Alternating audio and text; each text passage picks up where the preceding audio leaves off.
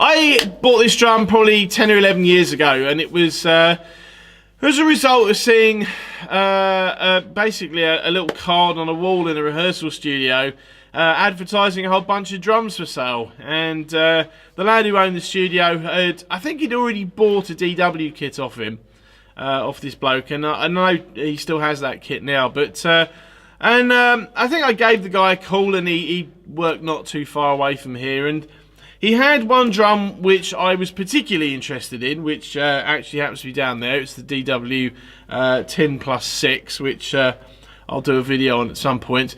But I was interested in that, and he also had this drum as well.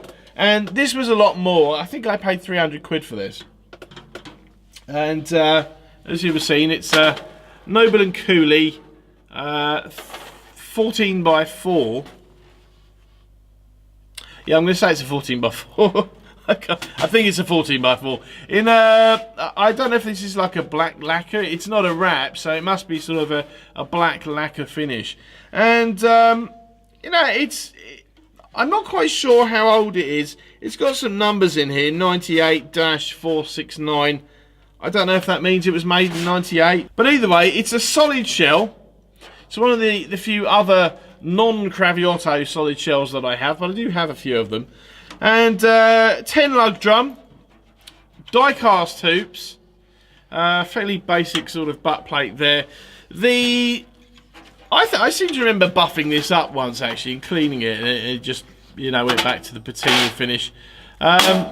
This fairly sort of typical Noble and Cooley strainer, and it has always been really stiff.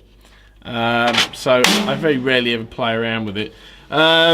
Pure sound wires on there, I may have put those on. You've got the distinctive Noble and Cooley lugs there, obviously nodal, so double-ended. It's a nice drum.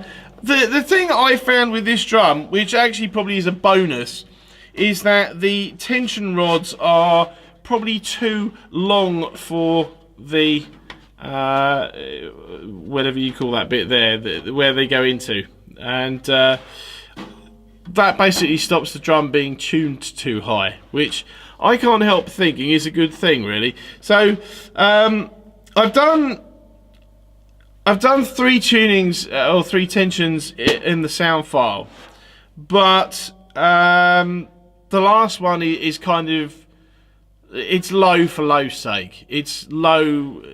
I would use it maybe at the 2 higher tensionings. I wouldn't ever use it at the lower tuning that it's at, but you know, at the end of the video. But you know, it was, as I said, it was low for low's sake, just to see where it went, really. But I've got this is, again, one of the odd times where I've got mismatch of heads on here. So I've got a coated ambassador on the top and an Evans 200 on the bottom. I don't normally mix heads, but on this, for some reason, I did. Fairly sharp bearing edges. There's no countercut, so it's probably I think a 45-degree bearing edge, and the snare bed comes out to about sort of there, so fairly wide. Probably could put 42s on here. Might be an interesting experiment, actually. Oh yeah, and the lugs are actually brass. So yeah, not really much more to say on this one, actually. It's as I said, I take it out from time to time. Kind of got a niche sound. Obviously, it is a piccolo, so it's not going to be the fattest, deepest sounding drum. But yeah, it's got a place. As I said, I do take it out and use it occasionally when I want something a little bit higher pitched, and you know, for that it works well. Anyway, this is what it looks like up close. This is what it sounds like at the 3 tensionings. Thank you for watching. I'll see you in the next video.